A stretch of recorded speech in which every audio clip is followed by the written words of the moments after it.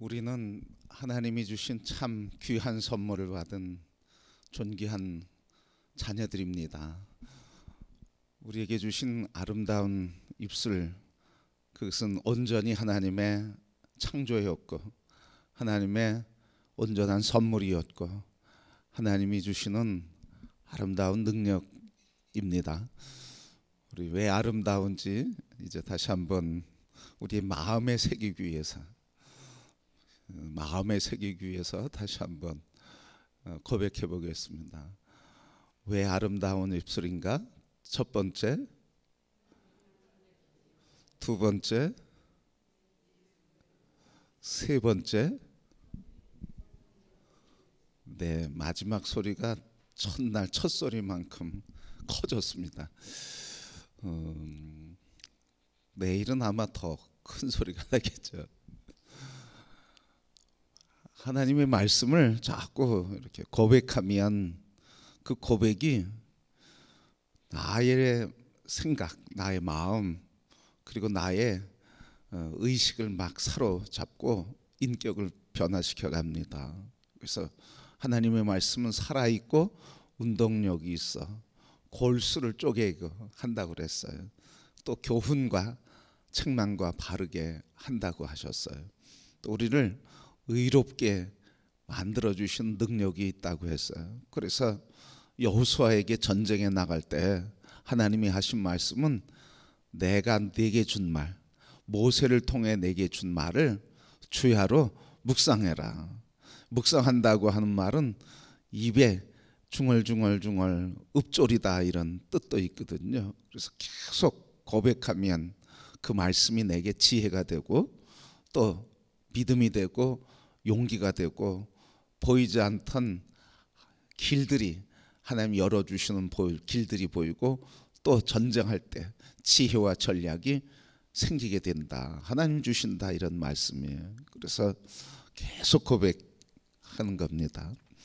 자, 그래서 우리에게 아름다운 입술을 주신 하나님, 왜 아름다운 입술인가?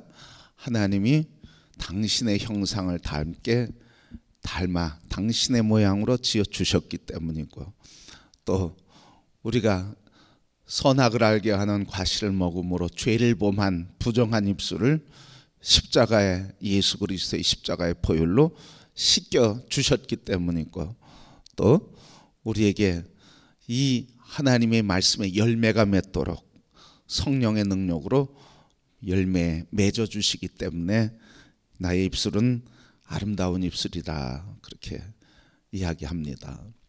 자, 오늘은 아름다운 입술, 자족하는 만족하는 혀입니다. 오늘 바울이 본문 말씀을 통해서 보면 나는 비천에 처할 줄도 알고 풍부에 처할 줄도 알고 모든 일 곧 배부름과 배고픔과 풍부와 궁핍에도 처할 줄 알았고 일체의 비결을 배웠다. 이런 일체 이것을 통해서 일체의 비결을 배웠다 그랬습니다. 사람이 고통스러워도 어떤 고통이 참 클까?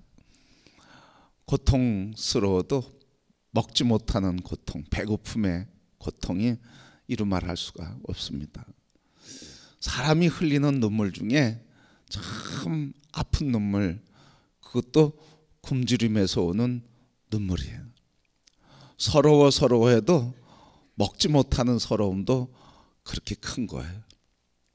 그러니까 오늘 우리 이 말씀 풍부와 비천, 배부름과 배고픔, 그리고 풍부와 궁핍, 이거는 인간이 경험할 수 있는 최고의 기쁨, 그리고 경험할 수 있는 최고의 아픔과 슬픔과 고통, 극과 극, 이런 한계 상황에 이르는 부유함과 기쁨, 궁핍함과 고통을 바울은 경험했다 그런 말이죠. 이 극한적인 고통과 기쁨을 통해서 비결을 배웠다고 하는 말씀이죠. 무슨 비결을 배웠습니까? 바울은 오늘 11절 말씀 보면서 나는 어떤 형편에든지 자족하기를 배웠다 그랬습니다. 스스로 만족하기를 배웠다 그랬습니다. 이 스스로 만족하기를 배웠다고 하는 내용은 무엇일까? 그 내용이 13절 말씀이에요. 내게 능력 주시는 자 안에서 내가 모든 것을 할 수 있음을 배웠다 하는 말씀이죠. 자, 오늘 우리가 이렇게 자족하기를 배웠다고 하는 말씀은 인생의 한계 상황과 문제 속에서 그냥 스스로 체념했다. 그리고 운명이라고 그냥 받아들인다. 그런 뜻이 아니에요. 한계 상황에서 체념하거나 그냥 운명적으로 받아들이는 것도 아니고 스스로 만족하거나 또 내가 스스로 긍정적으로 생각한다고 하는 것도 아니에요.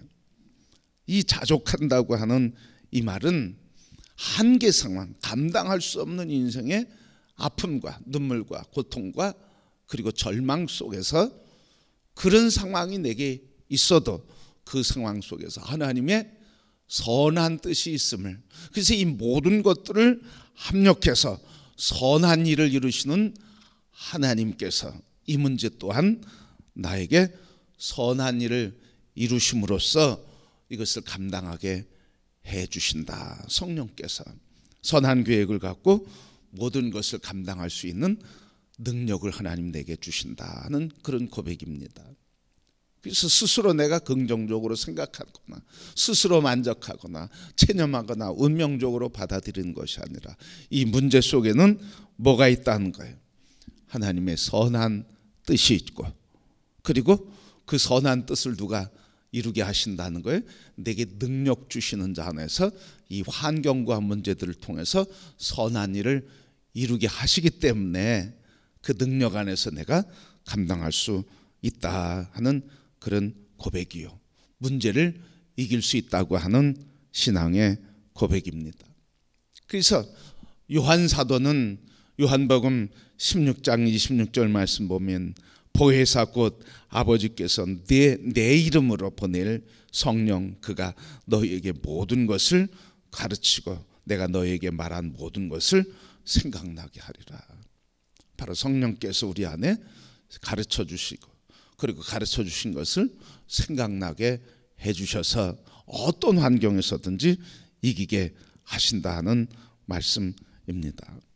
바로 이 믿음을 가진 사람, 이 믿음으로 고백하는 사람, 그래서 어떤 극한 상황, 내게 이해할 수 없는 문제들, 그리고 내게 큰 아픔과 손해를 가져오는 상황과 문제들이 있어도 그것 때문에 탓하거나 원망하거나 절망하거나 하지 않고 하나님의 뜻이 있지, 하나님이 이 문제를 통해 선한 계획을 이루시지 하고 하나님을 바라보면서 하나님의 능력 안에서 이기게 한다, 이기게 된다는 말씀입니다.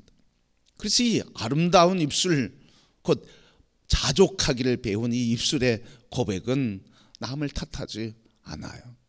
희생양을 찾지도 않아요. 원망하지도 않는다 하는 말이죠.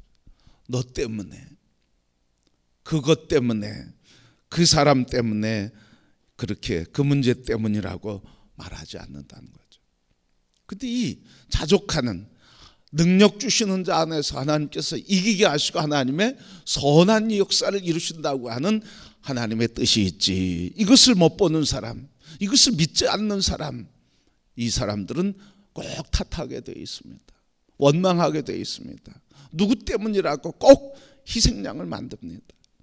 그런데 이 아름다운 입술을, 자족하는 입술을 가진 이 사람은 하나님 뜻이 있지, 그리고 모든 것을 합력해 선을 이루신 하나님을 바라보며 그 열매를 맺게 하시는 성령의 능력 안에서 이 문제도 이기게 하신다는 고백을 하게 된 겁니다. 하나님께서 이스라엘 백성들에게 출애굽과 가나안을 선물로 주셨어요. 이 큰 축복 주셨죠. 젖과 꿀이 흐르는 땅, 노예된 백성들에게 이 땅을 주신 게 얼마나 큰 선물입니까? 해방의 선물, 구원의 선물, 또 구원받은 백성들이 살아갈 나라, 젖과 꿀이 흐르는 부요한 땅, 비옥한 땅, 그런 축복의 땅을 주셨으니 얼마나 감사하고 얼마나 큰 복입니까? 근데 이것을 잃어버리는 이유가 하나잖아요. 뭐예요? 원망하는 거예요. 문제가 생기면 탓하는 거예요. 그래서 꼭 이스라엘 백성들이 가나안 땅을 향해 가는 그 길에서 자기의 생각과 자기의 계획대로 안 된다고 모세를 원망하고 하나님을 원망하고, 그렇게 늘 그 원망 속에서 탄식하며, 그리고 좌절하며 하나님에게 도전하고, 그리고 지도자에게 도전하면서 사는 사람, 결국은 뭐였습니까? 그렇게 살다 갔어요. 광야에서 그렇게 살다 갔어요. 약속의 땅을 누릴 수가 없었죠. 바울 사도도 원망할 것들이 너무 많았던 사람입니다. 고린도후서 11장 말씀에 보면 그 원망할 일들이 많이 있었는데 매를 얼마나 맞았는지 몰라요. 태장을 맞는데 태장을 3번씩이나 맞았고 40에 하나 감한매, 그러니까 39번을 매 맞는 거죠. 40하면 40대를 때리면 죽으니까 죽기 직전까지 때리는 매를 5번이나 맞았어요. 시내의 위험, 강의 위험, 산의 위험, 바다의 위험, 물의 위험, 동족의 위험, 또 파산의 위험, 목마름의 위험, 인간이 경험할 수 있는 끊임없는 문제를 만났습니다. 언제? 하나님의 영광을 위해 살아가는 길에 감당하기조차 어려운 이런 많은 문제를 만났기 때문에 바울에게는 원망할 거리들이 너무 많았던 사람이었습니다. 그의 인생은 늘 문제였습니다. 그렇게 원망하고 탓할 만한 사람이었지만 바울은 뭐라고 고백하는 거예요? 내가 이 모든 일을 통해서 일체의 비결을 배웠다. 난 자족한다. 스스로 만족하는 것이 아니라 이 모든 일을 통해서 하나님은 내게 능력을 주시고, 그리고 이 모든 일을 통해서 이루시는 하나님의 선한 뜻이 있음을 믿고 그 일을 하나님이 이루어 가시고 나를 통해서 감당케 하신다는 것을 나는 믿는다. 그런 선한 뜻이 있지. 능력 주시는 자 안에서 하나님의 선한 뜻이 이루어진다 하면서 달려갈 길을 믿음으로 달렸습니다. 성도 여러분, 오늘 우리에게도 이런 불평할 거리들이 많이 생깁니다. 주님의 일을 하면서도 생겨.